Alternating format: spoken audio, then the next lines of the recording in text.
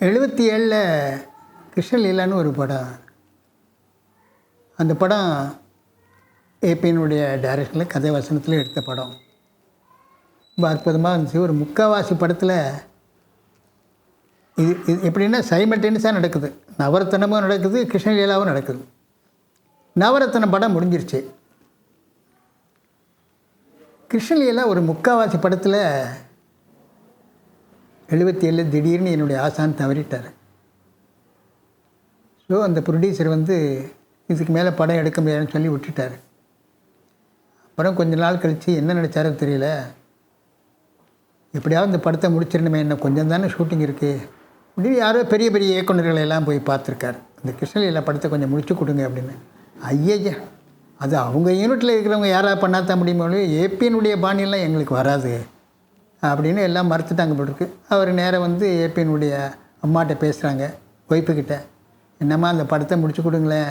யாருன்னு? என்னங்க அவரே இல்லை, எப்படி முடிக்கணும்? இல்லைங்க, அவங்க யூனிட்டில் சம்பத் சார் இருக்கார், தசரதன் இருக்காங்க, யாராவது பண்ணுவாங்கன்னு. தசரதன் வேணுமா வச்சு எடுங்க, நான் வேணுமா சொல்கிறேன் அப்படின்னு சொல்லி ஒரு கால்வாசி படம் அடியேன் எடுத்தேன். என் குருநாதருடைய அவர் போட்ட பிச்சையில் அவருக்கு பதிலாக அந்த கிருஷ்ணலீலா படத்தை ஒரு கால்வாசி படம் நான் எடுத்தேன்.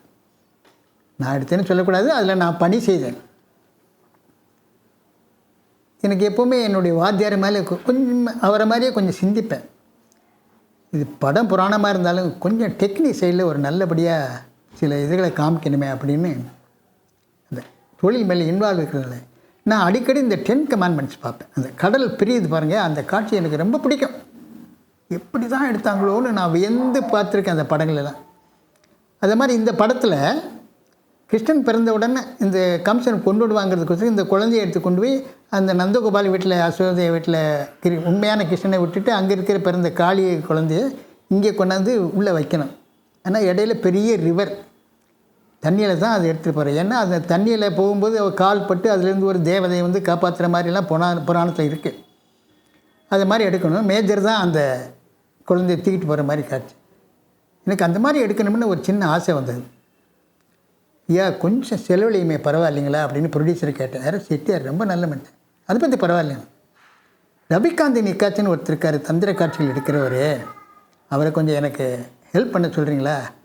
நான் ஒரு 2-3 சீன் சொல்கிறேன், அந்த சீனை மட்டும் அதை மாதிரி எடுத்தால் எனக்கு நல்லா இருக்கும் அப்படின்னு. நீங்கள் என்ன நினைக்கிறீங்களே தம்பி, எடுங்க. நீங்கள் தான் அழகாக இப்போ நாகேஷ் சீன்லாம் அற்புதமாக ஷூட் பண்ணுறீங்களே அப்படின்னு.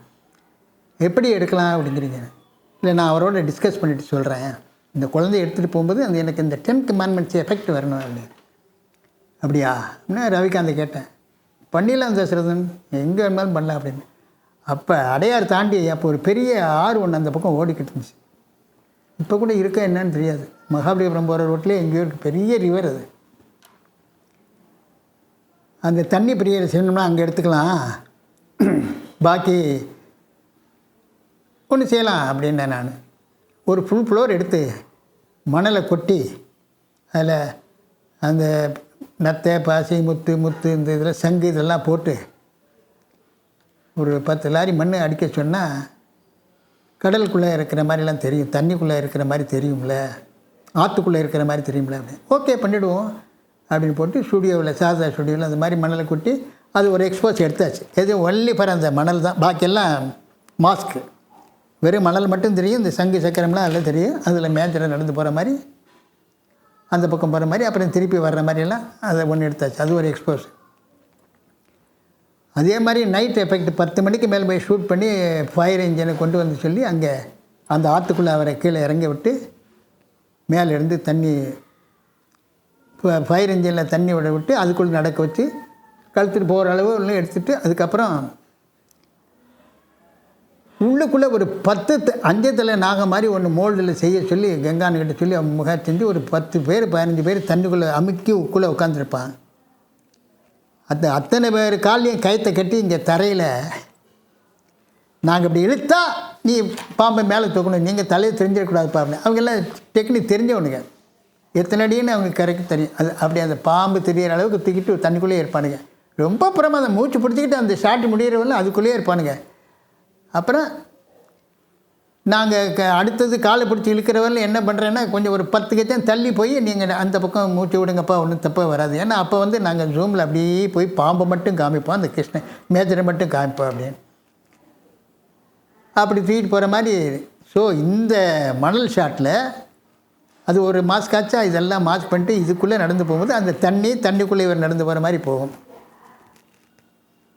சரி, தண்ணி இவர் நடக்கும்போது பிரியணுமே, அப்புறம் தண்ணி மூடணுமே.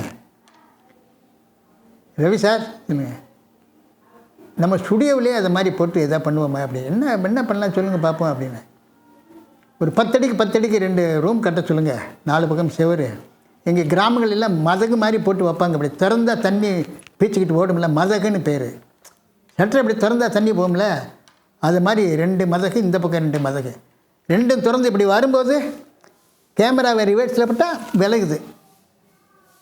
ரிவர்ஸில் ஆங்கிள் எடுத்தேன்னா ஆகும், விழுகிற தண்ணி விலகிற மாதிரி. விலகும்போது இங்கே மணல் ஆல்ரெடி எக்ஸ்போஸ் ஆகிருக்கு இல்லையா, அது அதுக்குள்ளே போகிற மாதிரி வர மாட்டேன்.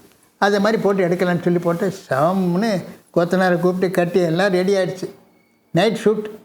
அப்போ ரொம்ப பிஸி ரேவதி ஸ்டுடியோ. போட்டு எடுத்து ஷட்டரை ஓப்பன் பண்ணால் இது போய் அந்த செவத்தை விழுத்து அடிச்சிடுச்சு, அது போய் இந்த செவத்தை விழுத்து அடிச்சு டாம்னு விழுந்து போய் எல்லா செவரும். அவ்வளோ ஸ்பீடு. ஏன்னா பெரிய மதகு போட்டாங்க, கேமரா வச்சுட்டு ஓடு அப்படின்னு ஓடி அதுக்கப்புறம் சின்னதாக கட்டி அது எடுத்தோம். இப்போது நீங்கள் கிருஷ்ணகிரியில் படம் வந்தால் பாருங்கள், அழகாக 10 கமாண்ட்ஸில் ஒரு 3/4 எஃபெக்ட் அதில் இருக்கும். அது அடியேன்னு எடுத்த மாதிரி தான் ஒரு பேச்சுக்கு சொல்கிறேன். அதாவது உதவி இயக்குனராக இருந்தாலும் வளர்ந்த இடம் குருமாருடைய ஆசீர்வாதத்தினால சில கற்பனைகள்லாம் அப்படி வரும். நான் சொந்தமாக ஒரு படம் எடுத்தேன். அந்த படத்தில் எனக்கு ஒரு ஆசை, சினிமா மேலே எப்படி சினிமா வளர்ந்ததுங்கிறதுக்காக ஒவ்வொரு இயக்குநர்களும் அவங்களுடைய சிந்தனை தானே சினிமா. நல்ல சிந்தனை செய்தாலே சினிமாவாக வரும். சிந்தனையை தவறு விடும்போது தான் சிதறி போகுது. Jayachitra heroine, Srikanth hero. அந்த படத்தில் MS Viswanathan music, NK Viswanathan camera, கதை வசனம், திரைக்கதை வசனம், டைரக்ஷன் என்னுடையது. மேட்டுப்பாளையத்தில் ஷூட்டிங் முடிச்சுட்டு திருப்பி வந்துக்கிட்டே இருக்கோம். ஒரு இடத்துல ஒரு குன்று, அந்த குன்று மேலே ஒத்த மரம். 5 மணிக்கு பேக்கப் பண்ணேன், 5:15 வந்துக்கிட்டு இருக்கோம். ஒரு பெரிய மரம் தனியாக நிற்குது, ஒரு குன்று.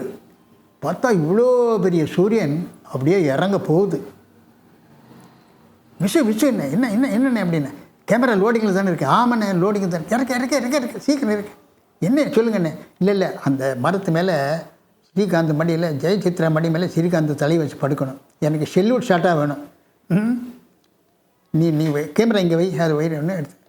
என் லக்கு பாருங்கள், ஒரு 5-6 பேர் உழுதுட்டு போகிறாங்க அந்த பக்கமாக. ஏய் ப்ரொடக்ஷன் மேனேஜர் அங்கே போடுங்க, ஓடி போய் அவன் கையில் முதல்ல எடுத்தோடனே 25 ரூபா கொடுத்து அங்கேயே நிற்க சொல்லு, கை காமிச்சா மாடை ஏற்கலை படுத்தி அப்படி போக சொல்லுங்கள் அப்படின்னு சொல்லிட்டேன். அதே மாதிரி அதையும் ரெடி பண்ணிட்டாங்க. இறங்க போகுது. முதல்ல ஓப்பனிங் ஷாட் எடுக்கிற மாதிரி எடுத்துட்டு ரிவர்ஸில் எடுத்தோம். சன் செட் ஆகும்போது ரிவர்ஸில் எடுத்தால் ஓப்பனிங் தானே வருது. பா கை காமிச்சோன்னே இந்த உழவர்கள்லாம் இப்படி போங்கப்பா அப்படின்னு அப்படி போனாங்க.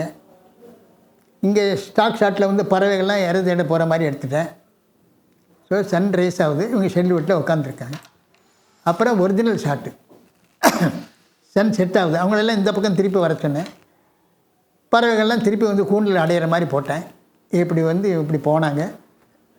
Sunset ஆகுச்சு.